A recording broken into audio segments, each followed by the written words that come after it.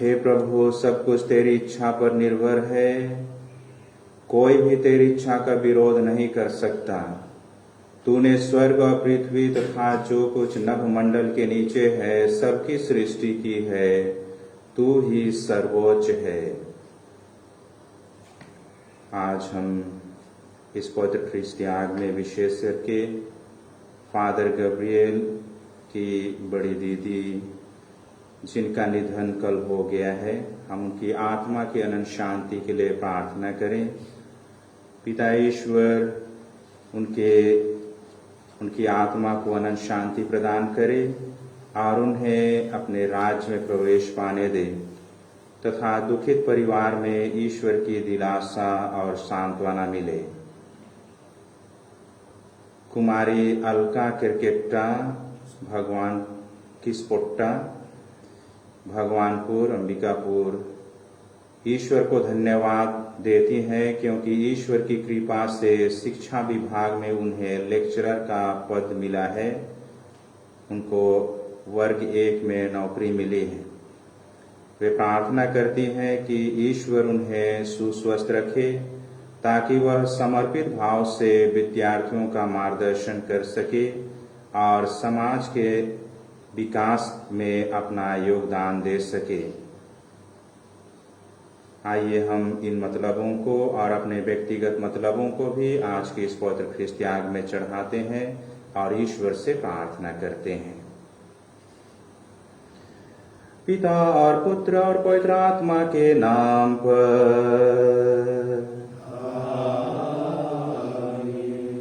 हमारे प्रभु यीशु ख्रीस्त की कृपा, ईश्वर का प्रेम तथा पवित्र आत्मा का सहचर्य आप सबों के साथ हो।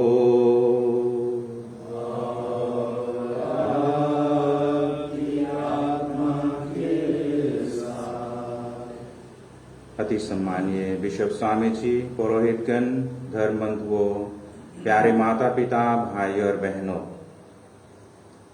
आइए आज हम सारे हृदय से ईश्वर को धन्यवाद देते हैं हमारे इस जीवन के लिए और इस नए दिन के लिए जो उन्होंने हमें देखने को दिया है, एक नया जीवन दिया है।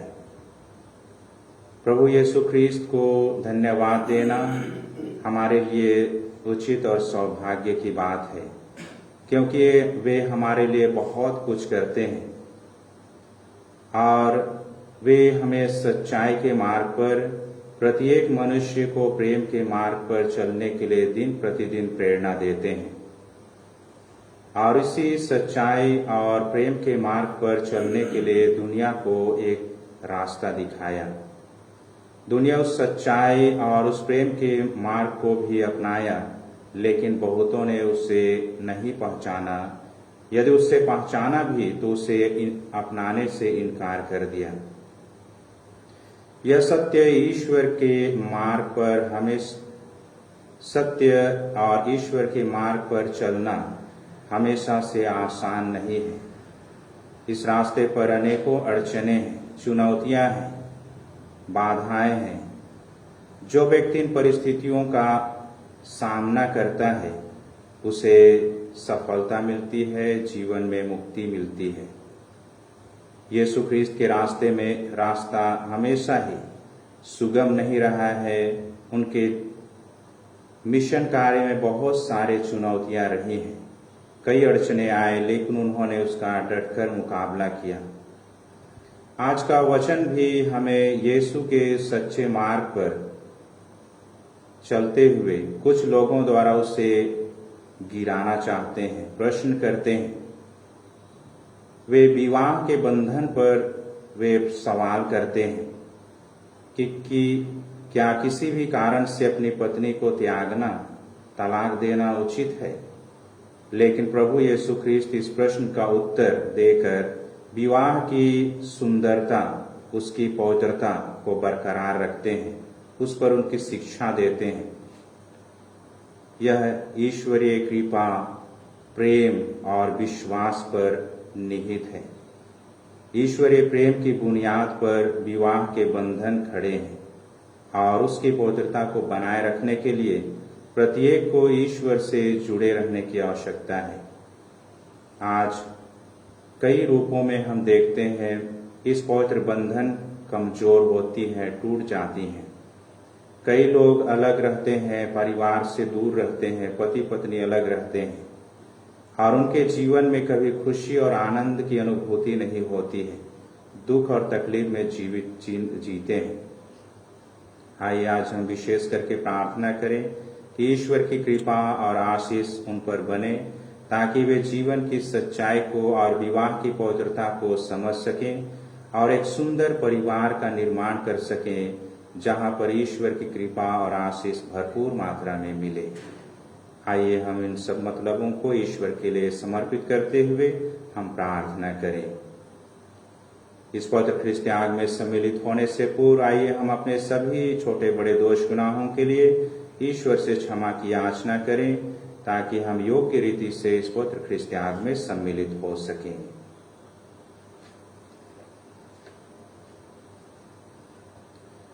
हम सब मिलकर बोले, हे भाई और बहनों, मैं सर्वशक्तिमान पिता ईश्वर और आप लोगों के सामने स्वीकार करता हूँ कि मैंने मन वचन और कर्म से और अपना कर्तव्य पूरा न करने से अपने कसूर से अपने भारी कसूर से घोर पाप किया है।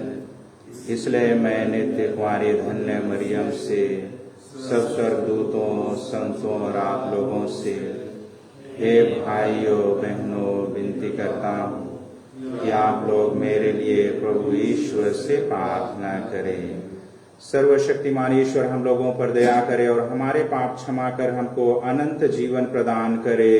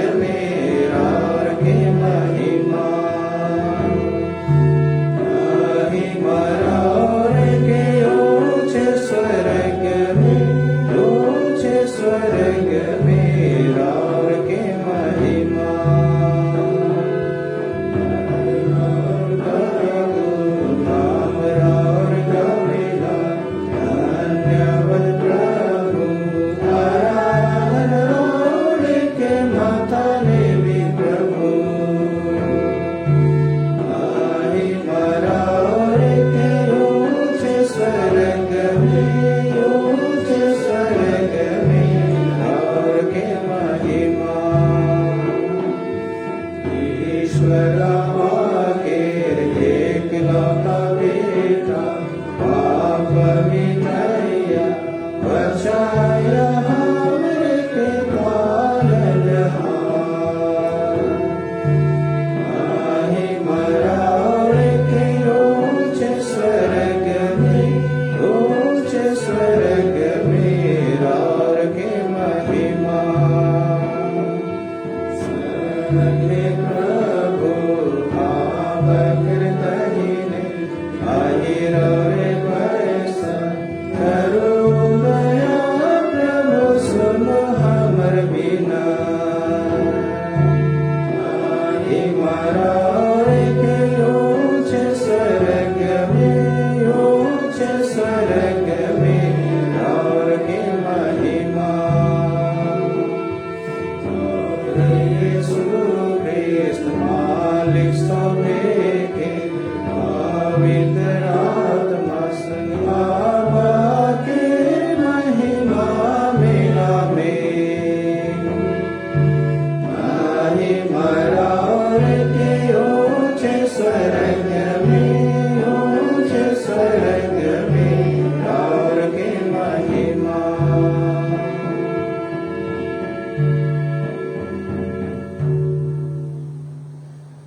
हम प्रार्थना करें।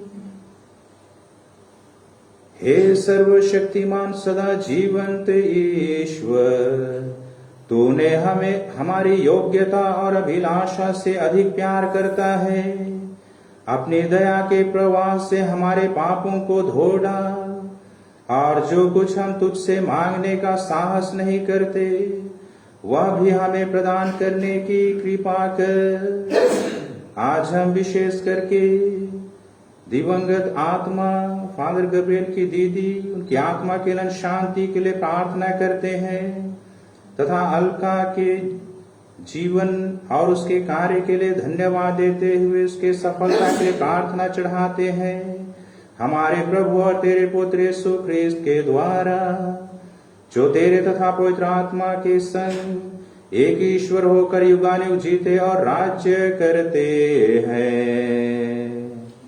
आमीन।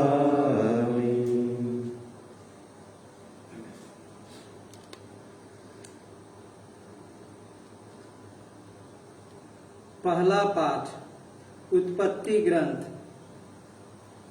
और वे दोनों एक शरीर हो जाएंगे। प्रभु ने कहा, अकेला रहना मनुष्य के लिए अच्छा नहीं, इसलिए मैं उसके लिए एक उपयुक्त सहयोगी बनाऊंगा। तब प्रभु ने मिट्टी से पृथ्वी पर के सभी पशुओं और आकाश के सभी पक्षियों को गढ़ा, और यह देखने के लिए कि मनुष्य उन्हें क्या नाम देगा, वह उन्हें मनुष्य के पास ले चला, क्योंकि मनुष्य ने प्रत्येक को जो नाम दिया होगा वही उसका नाम रहेगा। मनुष्य ने सभी घरेलू पशुओं, आकाश के पक्षियों और सभी जंगली जीव जंतुओं का नाम रखा, किंतु उसे अपने लिए उपयुक्त सहयोगी नहीं मिला। तब प्रभु ईश्वर ने मनुष्य को गहरी नींद में सुला दिया, और जब वह सो गया तो प्रभु ने उसकी एक पसली निकाल ली और उसकी जगह को मांस से भर दिया। इसके बाद प्रभु ने मनुष्य से निकाली हुई पसली से एक स्त्री को गढ़ा और उसे मनुष्य के पास ले गया। इस पर मनुष्य बोल उठा, यह तो मेरी हड्डियों की हड्डी है और मेरे मांस का मांस। इसका नाम नारी होगा, क्योंकि यह तो नर से निकाली गई है। इस कारण मनुष्य अपने माता पिता को छोड़ेगा और पत्नी के साथ रहेगा, और वे दोनों एक शरीर हो जाएंगे। प्रभु की वाणी। ईश्वर को धन्यवाद। भजन अनुवाक्य। प्रभु हमें जीवन भर आशीष प्रदान करता रहे। प्रभु हमें जीवन भर आशीष प्रदान करता रहे। धन्य हो तुम जो प्रभु पर श्रद्धा रखते हो और उसके मार्ग पर चलते हो। तुम अपने हाथ की कमाई से सुखपूर्वक जीवन बिताओगे। प्रभु हमें जीवन भर आशीष प्रदान करता रहे। अनुवाक्य। प्रभु हमें जीवन भर आशीष प्रदान करता रहे। तुम्हारी पत्नी तुम्हारे घर के आंगन में दाखलता की भांति फलेगी फूलेगी। तुम्हारी संतान जैतून की टहनियों की भांति तुम्हारे चौके की शोभा बढ़ाएगी। प्रभु हमें जीवन भर आशीष प्रदान करता रहे। अनुवाक्य। प्रभु हमें जीवन भर आशीष प्रदान करता रहे। जो ईश्वर पर भरोसा रखता है उसे वही आशीष प्राप्त होगी। ईश्वर सियोन पर्वत पर से तुम्हें जीवन भर आशीष प्रदान करता रहे। प्रभु हमें जीवन भर आशीष प्रदान करता रहे। अनुवाक्य। प्रभु हमें जीवन भर आशीष प्रदान करता रहे। दूसरा पाठ इब्रानियों के नाम पत्र। जो पवित्र करता है और जो पवित्र किए जाते हैं उन सबों का पिता एक ही है। यीशु को कुछ समय के लिए स्वर्गदूतों से छोटा बना दिया गया था, जिससे वह ईश्वर की कृपा से प्रत्येक मनुष्य के लिए मर जाएं। अब हम देखते हैं कि मृत्यु की यंत्रणा सहने के कारण उन्हें महिमा और सम्मान का मुकुट पहना दिया गया है।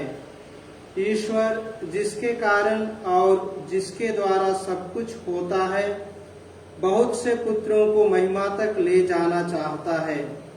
इसलिए यह उचित था कि वह उन सबों की मुक्ति के प्रवर्तक को अर्थात यीशु को दुखभोग द्वारा पूर्णता तक पहुंचा दे। जो पवित्र करता है और जो पवित्र किए जाते हैं उन सबों का पिता एक ही है। इसलिए यीशु उन्हें अपने भाई कहने में नहीं लजाते हैं। प्रभु की वाणी। ईश्वर को धन्यवाद। जय घोष। Alleluia alleluia. हे प्रभु, तेरी शिक्षा आत्मा और जीवन है। तेरी ही शब्दों में अनंत जीवन का संदेश है। अल्लेलुया। प्रभु आप लोगों के साथ हो और आपकी आत्मा के साथ। संत मार्कुस के अनुसार पवित्र सुसमाचार। प्रभु तेरी महिमा हो। जिसे ईश्वर ने जोड़ा है उसे मनुष्य अलग ना करे। फरीसी यीशु के पास आए और उनकी परीक्षा लेते हुए उन्होंने यह प्रश्न किया, क्या अपनी पत्नी को त्याग देना पुरुष के लिए उचित है? यीशु ने उन्हें उत्तर दिया, मूसा ने तुम्हें क्या आदेश दिया है? उन्होंने कहा, मूसा ने तो त्याग पत्र लिखकर पत्नी को त्यागने की अनुमति दी है। यीशु ने उनसे कहा, उन्होंने तुम्हारे हृदय की कठोरता के कारण ही यह आदेश लिखा है, किंतु सृष्टि के प्रारंभ से ही ईश्वर ने उन्हें नर नारी बनाया। इस कारण पुरुष अपने माता पिता को छोड़ेगा और दोनों एक शरीर हो जाएंगे। इस तरह अब वे दो नहीं बल्कि एक शरीर हैं। इसलिए जिसे ईश्वर ने जोड़ा है उसे मनुष्य अलग ना करे। शिष्यों ने घर पहुंचकर इस संबंध में यीशु से फिर प्रश्न किया और उन्होंने यह उत्तर दिया, जो अपनी पत्नी को त्याग देता है और किसी दूसरी स्त्री से विवाह करता है, वह पहली के विरुद्ध व्यभिचार करता है। और यदि पत्नी अपने पति को त्याग देती और किसी दूसरे पुरुष से विवाह करती है तो वह व्यभिचार करती है। प्रभु का सुसमाचार। हे क्रिस्त तेरी स्तुति हो।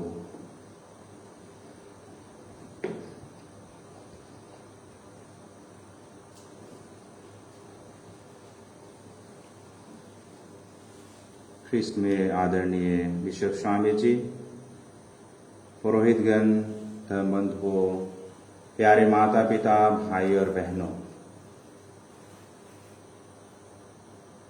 प्रभु यीशु ख्रिस्त मानव मुक्ति के लिए और मानव के जीवन के उद्धार के लिए मनुष्यों के बीच आते हैं और वे अपने कार्य के द्वारा वे मानव मुक्ति के मार्ग पर आगे चलते हैं और उनके इस मार्ग पर बहुत से लोग उनके वचन को सुनते हैं, उनको अपना मानते हैं, अपने घर में उनको जगह देते हैं, अपने जीवन में जगह देते हैं और उनका उद्धार होता है। लेकिन बहुत से लोग ऐसे थे जिन्होंने उनका स्वागत नहीं किया, उन्हें अपना नहीं माना, उन्हें कई रूपों में उन्हें गिराना चाहते थे। लेकिन प्रभु यीशु ख्रिस्त वे हर परिस्थिति का मुकाबला वे करते हैं, वे उनका जवाब देते हैं और उन्हें सही मार्ग पर चलने के लिए प्रेरणा देते हैं। आज के इस वर्तमान समय में भी जो अच्छाइयाँ हैं, जो सच्चाइयाँ हैं, उस मार्ग पर कई लोग चलते हैं, कई लोग चलना चाहते हैं। कई लोग ऐसे हैं जो समाज को एक ऊंचे दर्जे पर ले जाना चाहते हैं। कई लोग दूसरों उन्नति के मार्ग पर ले जाना चाहते हैं, लेकिन ऐसे भी हैं जो उनको गिराना चाहते हैं, उन्हें टांग अड़ाना चाहते हैं। और यह सच्चाई है। जब प्रभु यीशु ख्रिस्त इन्हीं बातों की शिक्षा वे देते थे लोगों को, तो फरीसी और शास्त्री हमेशा उन्हें उनके मार्ग में बाधक बनते थे, क्योंकि हजारों लाखों की तादाद में प्रभु यीशु ख्रिस्त के अनुयायी बनते जा रहे थे, उनके शिष्य बनते जा रहे थे और यह उनके लिए अच्छा नहीं लग रहा था, ईर्ष्या हो रही थी और यही सोचते थे कि हम उसे कब गिराएं, कहाँ प्रश्न करें और उसे फंसाएं। और इसी तारतम्य में वे वैवाहिक संबंध पर प्रश्न करते हैं, क्या किसी भी कारण से अपनी पत्नी को त्याग देना उचित है? वे अच्छी तरह से जानते थे, मूसा की संहिता को अच्छी तरह से जानते थे, फिर भी वे प्रभु से प्रश्न करते हैं कि वे क्या जवाब देंगे और उसे कैसे हम पकड़ लेंगे। लेकिन प्रभु यीशु ख्रिस्त उनके प्रश्न का जवाब देते हैं। उन्हें प्रश्न करते हैं कि मूसा की संहिता में क्या लिखा है, और मूसा ने लिखा था कि त्याग पत्र दे करके अपनी पत्नी को छोड़ सकता है। तब प्रभु यीशु ख्रिस्त कहते हैं कि तुम्हारी हठधर्मिकता के कारण मूसा ने यह संहिता लिखी है, और उन्होंने वैवाहिक संबंध की गहराई को वे समझाते हैं। जिसे ईश्वर ने जोड़ा है उसे कभी मनुष्य अलग नहीं कर सकता है। प्रारंभ से ही ईश्वर ने नर नारी की सृष्टि की है और उन्हें आशीर्वाद दिया है और उस वैवाहिक संस्था को पवित्र किया है। ईश्वर के प्रेम और ईश्वर के उस महान आशीर्वाद की बुनियाद पर वैवाहिक संबंध बना हुआ है, और इसलिए जो पति पत्नी होते हैं उसे कोई अलग नहीं कर सकता है, उसकी पवित्रता रहती है। वे एक परिवार का निर्माण करते हैं, एक परिवार और समाज का निर्माण करते हैं। प्रभु यीशु ख्रिस्त इस वैवाहिक जीवन की पवित्रता को बरकरार रखते हैं और लोगों को शिक्षा देते हैं कि यह एक पवित्र संस्था है, इसे कोई नकार नहीं सकता है। और इसी बात की गहराई वे हम प्रथम पाठ में हम पाते हैं, जहां पर नर नारी की सृष्टि के बारे में सुनते हैं। प्रारंभ से ही ईश्वर ने नर नारी की सृष्टि की और उन्हें एक साथ मिलाया और उन्हें एक साथ रहने के लिए आशीर्वाद दिया। फलो फूलो और पृथ्वी पर फैल जाओ। और इसलिए प्रारंभ से ही वैवाहिक जीवन ईश्वर के आशीर्वाद पर टिका हुआ है। यह एक पवित्र बंधन है, एक ऐसा रिश्ता है जो हमेशा बंधा रहता है। चाहे पति पत्नी साथ रहे या दूर रहे, वह हमेशा एक अटूट बंधन में बंधा रहता है, उसे कोई तोड़ नहीं सकता है। साइरस एक फारस का महान राजा था। वह कई देशों को आक्रमण में जीत चुका था और एक देश था आर्मेनिया, और उसे हराने के बाद उसके राजा थिग्रानुस और उसकी पत्नी को बंदी बनाता है और अपने देश ले जाकर उसे बंदी गृह में डाल देता है। जब राजा साइरस उसके पास जाता है, थिग्रानुस के पास, और उससे कहता है कि तुम मुझे क्या दे सकते हो कि मैं तुम्हें रिहा कर दूं, तुम्हारी पत्नी को रिहा कर दूंगा। और थिग्रानुस कहते हैं, मेरे पास जो कुछ भी था उसे तो आपने लूट लिया, और मेरे पास एक कीमती चीज है जिसे मैं देना चाहता हूं, वह है मेरा जीवन। मेरे जीवन को ले लो और मेरी पत्नी को रिहा कर दो। और थिग्रानुस के जवाब को सुन करके राजा साइरस उसको दोनों को रिहा कर देता है और वे पति पत्नी अपने देश चले जाते हैं। किसी दिन थिग्रानुस अपनी पत्नी से पूछता है, तुम राजा साइरस के बारे में क्या सोचती हो? पत्नी का जवाब था, मैं आपके सिवा किसी के बारे में सोच नहीं सकती। जो मेरे लिए अपनी जान तक बलि देने के लिए तैयार थे, उसके सिवा किसी और को कैसे सोच सकती हूं?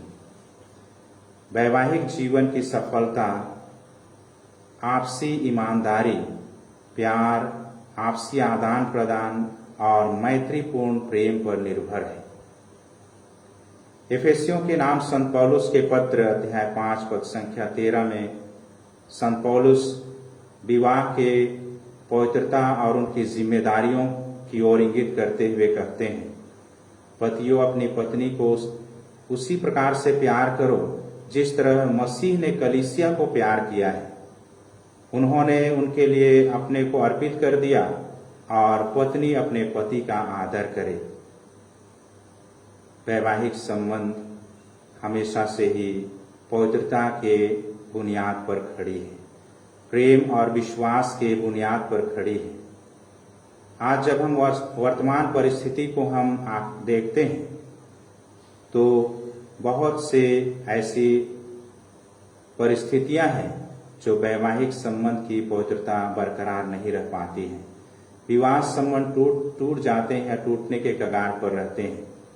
पति पत्नी में आपसी विवाद रहते हैं, मनमुटाव होते हैं और दोनों अलग हो जाते हैं।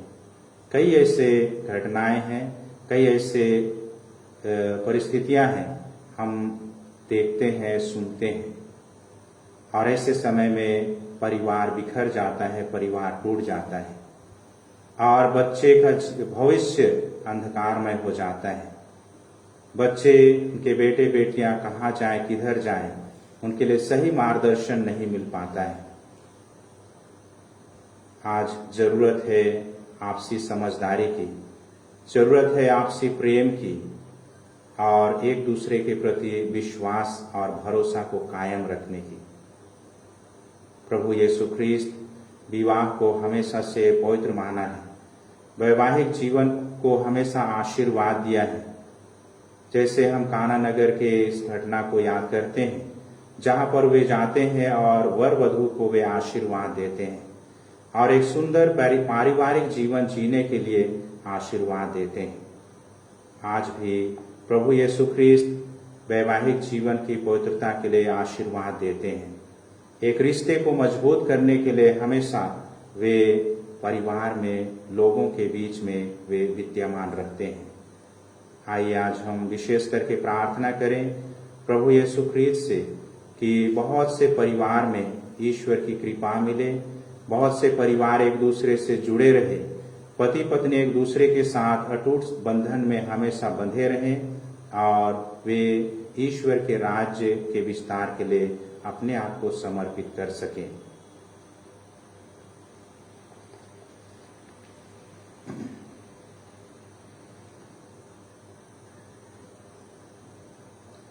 प्रेरितों का धर्म सार। स्वर्ग और पृथ्वी के सृजनहार सर्वशक्तिमान पिता ईश्वर पर विश्वास करता हूँ, उसके लौते पुत्र हमारे प्रभु यीशु ख्रीस्त जो पवित्र आत्मा के द्वारा गर्भ में पड़ा, कुंवारी मरियम से जन्म लिया, पोंतुस पिलातुस के समय दुख उठाया, क्रूस पर ठोका गया, मर गया, गड़ा गया, लिम्बस में उतरा, तीसरे दिन मुर्दों में से जी उठा, स्वर्ग पर गया, सर्वशक्तिमान पिता वहां से जिंदों और मुर्दों का विचार करने पर आवेगा। मैं पवित्र आत्मा पर पवित्रकाली कलीसिया, धर्मियों की संबंध, पापों की क्षमा, देह के पुनरुत्थान और जीवन पर विश्वास करता हूँ। आमीन। प्रिय भाई और बहनों, हम अपनी मुक्ति का समारोह मनाने के लिए यहाँ एकत्र हुए हैं। आइए हम सर्वशक्तिमान ईश्वर से प्रार्थना करें कि वह समस्त संसार को अपनी कृपा दानों से भर दे और संजीवन जल के झरनों से सिंचित करे। हम उन सब के लिए प्रार्थना करें जो समर्पित जीवन जीते हैं। ईश्वर की सहायता से वे अपने संकल्प में दृढ़ बने रहें। इसके लिए हम पिता ईश्वर से निवेदन करें। सब राष्ट्रों के बीच शांति के लिए प्रभु से प्रार्थना करें कि सब प्रकार के विक्षोभ से मुक्त होकर सब लोग खुले हृदय से ईश्वर की सेवा कर सकें। इसके लिए हम निवेदन करें। हम बुढ़ापे से लाचार लोगों के लिए प्रभु से प्रार्थना करें कि उनके प्रति हमारा भातृ प्रेम उन्हें बीमारी और अकेलापन से सांत्वना प्रदान करे। हम प्रार्थना करें। हम विशेष करके फादर गब्रिएल की दीदी की आत्मा की अनंत शांति के लिए प्रार्थना करें। पिता परमेश्वर उनके सभी दोष गुनाहों को माफ करे और अपने राज्य में प्रवेश पाने दे। जिस प्रकार से उन्होंने विश्वास रूपी बीज को अंकुरित होने दिया और उन्हें मजबूती से अपने जीवन में जिया है, उसका प्रतिफल उन्हें स्वर्ग राज्य में प्रभु परमेश्वर प्राप्त प्रदान करे तथा दुखित परिवार को ईश्वर की दिलासा और सांत्वना मिले। इसके लिए हम पिता ईश्वर से निवेदन करें। हम अलका किस्पोट्टा के जीवन के लिए और उसके सभी उपकारकों के लिए धन्यवाद देते हुए हम उनके लिए प्रार्थना करें कि जिस प्रकार से उन्होंने उन्हें एक छोटा काम मिला है जो दूसरों को मार्गदर्शन देना, विशेष करके बच्चों को पढ़ाना, एक टीचर, एक शिक्षक शिक्षिका होने के नाते वे दूसरों को मार्गदर्शन दे सके। प्रभु ईश्वर उन्हें आशीर्वाद प्रदान करे ताकि वे अपने कर्तव्य को, अपनी जिम्मेदारियों को अच्छी तरह से निभा सके और समाज के विकास के लिए, लोगों के विकास के लिए, देश के विकास के लिए अपने आप को समर्पित भाव से कार्य कर सकें। इसके लिए हम निवेदन करें।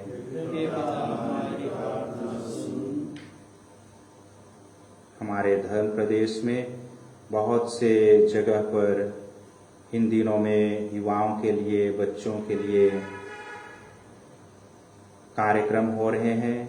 आइए हम प्रभु से प्रार्थना करें कि वे युवा बच्चे प्रभु के प्रेम को पहचान सकें, प्रभु यीशु ख्रीस्त के बताए हुए पद चिन्हों पर चलने के लिए अपने दिल और मन को खोल सकें और वे अपने जीवन में आगे बढ़ते जाएं, विश्वास रूपी जीवन को धारण कर सकें। इसके लिए हम पिता ईश्वर से निवेदन करें। आइए हम थोड़ी देर मौन रहकर अपने सभी निवेदनों को ईश्वर के लिए समर्पित करें।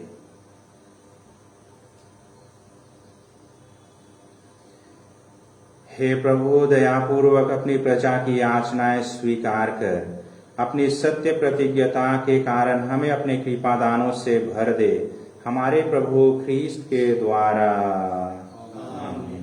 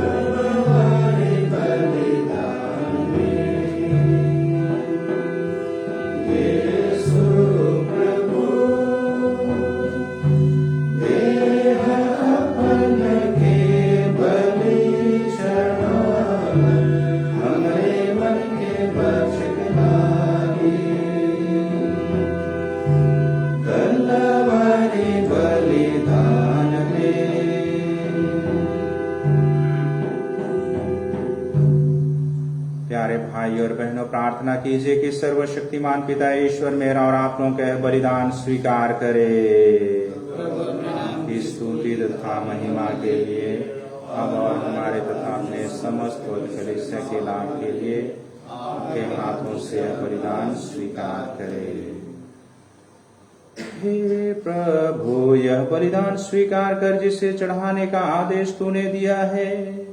तेरी सेवा में हम जिस पवित्र संस्कार का अनुष्ठान कर रहे हैं वह हमें पवित्र बनाए और हमारी मुक्ति करे। यह हमारी प्रार्थना है अपने प्रभु ख्रीस्त के द्वारा।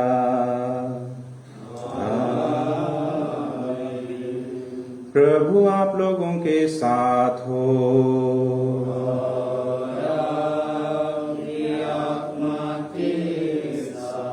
प्रभु में मन लगाइए।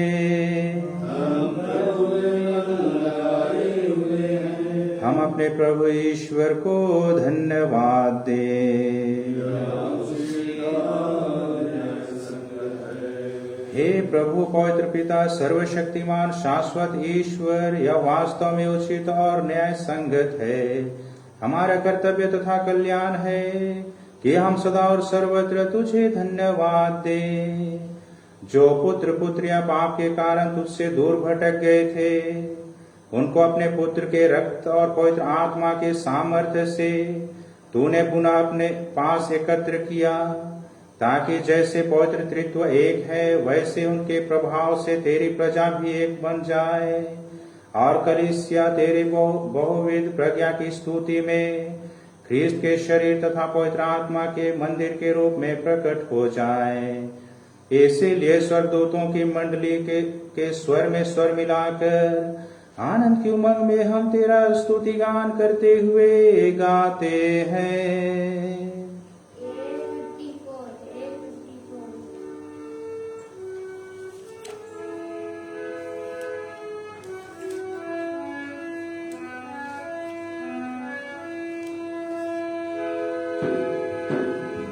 ईश्वर की महिमा सदा हो, सदा हो, सदा हो। गुंजे रे जगत में, गुंजे रे, गुंजे रे, गुंजे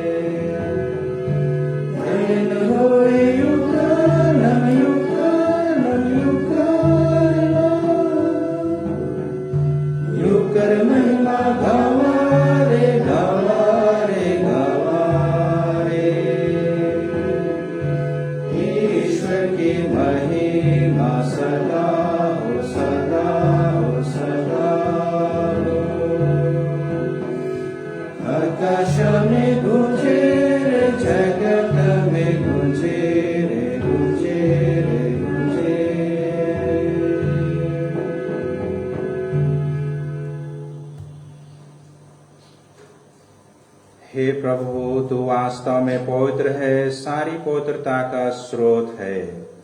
हम तुझसे प्रार्थना करते हैं, तू इन उपहारों को अपने आत्मा के संस्पर्श से पवित्र कर दे, कि हमारे प्रभु यीशु क्रिस्त के शरीर तथा रक्त बन जाए। जब वे स्वेच्छा से मृत्यु के लिए सौंपे गए, उन्होंने रोटी ली, तुझे धन्यवाद दिया और रोटी तोड़कर उसे अपने शिष्यों को देते हुए कहा, तुम सब इसे लो और इसमें से खाओ, क्योंकि यह मेरा शरीर है जो तुम्हारे लिए बलि चढ़ाया जाएगा।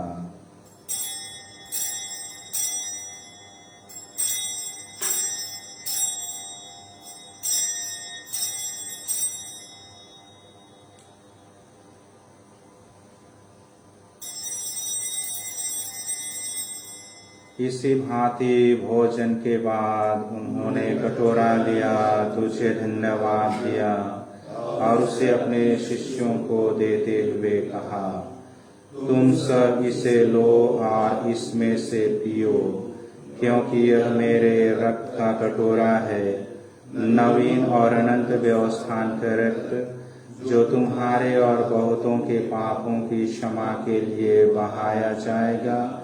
तुम मेरी स्मृति में यह करो।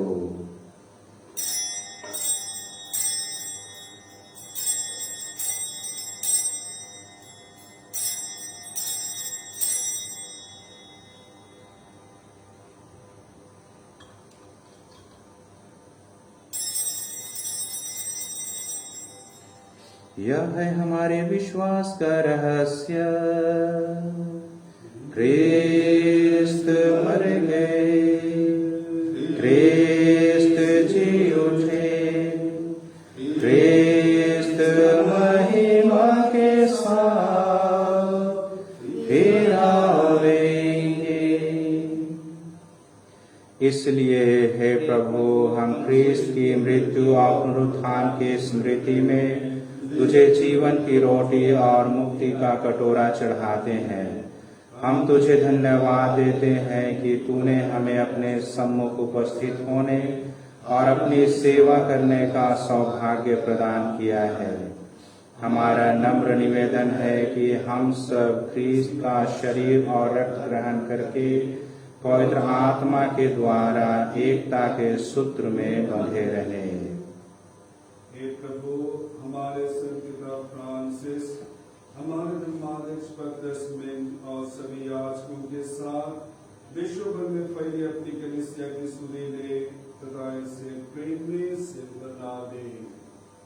हे प्रभु, अपनी सेविका फादर गब्रियल की दीदी की सुधि ले, जिनको तूने इस लोक से अपने यहाँ बुला लिया है। उन्हें यह वर दे कि जैसे वे बपतिस्मा में तेरे पुत्र की मृत्यु की सहभागी हुई थी, वैसे ही उनके पुनरुत्थान का भी सौभाग्य प्राप्त करें। हमारे उन भाई बहनों की भी सुधि ले जो पुनरुत्थान की आशा में परलोक सिधार चुके हैं। उन्हें और सभी घटकों को अपने दर्शन का सौभाग्य प्रदान कर हम सब पर दया दृष्टि डाल कि हम भी अनंत जीवन के सहभागी बने और ईश्वर की माता धन्य कुमारी मरियम, उनके वर धन्य योसेफ, धन्य प्रेरितों तथा सब संतों के साथ जो युग युग में तेरे प्रति विश्वस्त बने रहे, तेरी स्तुति और महिमा कर सके, तेरे पुत्र यीशु क्रिस्त के द्वारा। इन्हीं प्रभु ख्रीस्त के द्वारा, इन्हीं के साथ और इन्हीं में हे सर्वशक्तिमान पिता ईश्वर और आत्मा के साथ सारा दौलत और सम्मान युगायुग तेरा ही है।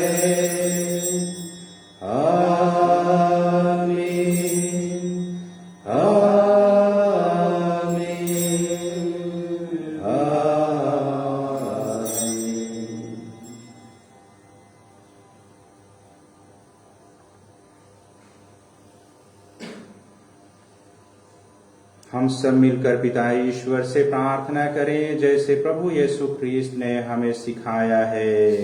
हे हमारे पिता जो स्वर्ग में है, तेरा नाम पवित्र किया जाए, तेरा राज आवे, तेरी इच्छा जैसे स्वर्ग में है वैसे इस पृथ्वी पर ही पूरी होवे। हमारा प्रतिदिन का आहार आज हमें दे और हमारे अपराध हमें क्षमा कर जैसे हम भी अपने अपराधियों को क्षमा करते हैं, और हमें परीक्षा में न डाल दे परंतु बुराई से बचा।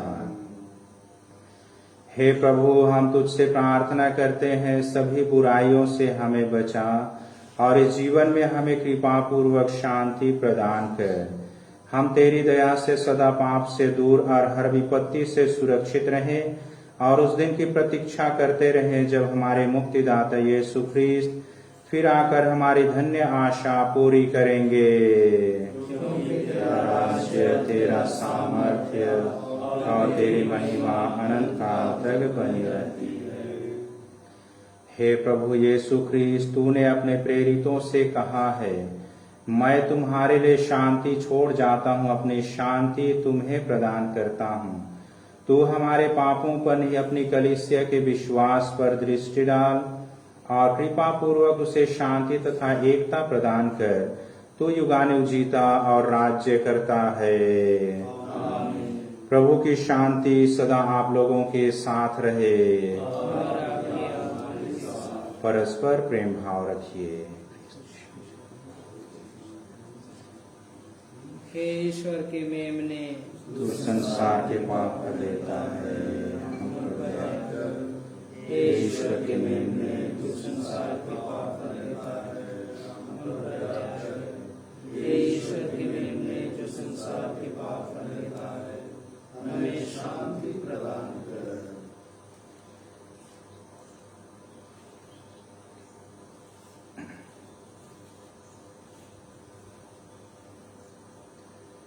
देखिए ईश्वर का मेमना, इसे देखिए जो संसार के पाप कर लेते हैं। धन्य है वे जो प्रभु के इस भोज में बुलाए गए हैं। हे प्रभु, मैं इस योग्य नहीं हूँ कि आप मेरे यहाँ आवे, किंतु एक शब्द कह दीजिए और मेरी आत्मा चंगी हो जाए।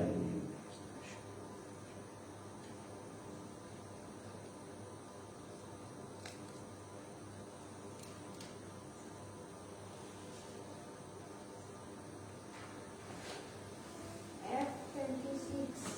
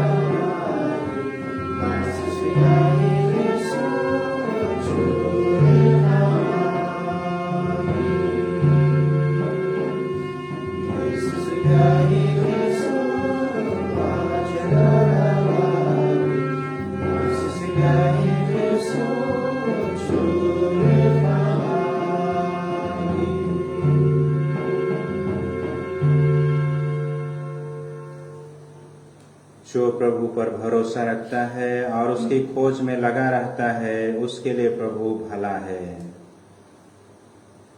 हम प्रार्थना करें। हे सर्वशक्तिमान ईश्वर, यह संस्कार हमें तृप्त करके बल प्रदान करे, यह हमें ख्रीस्त के अनुरूप बना दे जिनको हम ग्रहण करते हैं।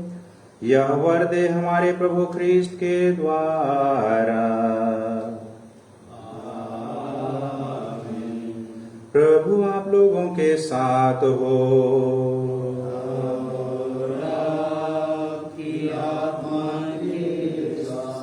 सर्वशक्तिमान ईश्वर पिता और पुत्र और पवित्र आत्मा आप लोगों को आशीर्वाद प्रदान करे। हम सब विदा ले, प्रभु की शांति साथ रहे।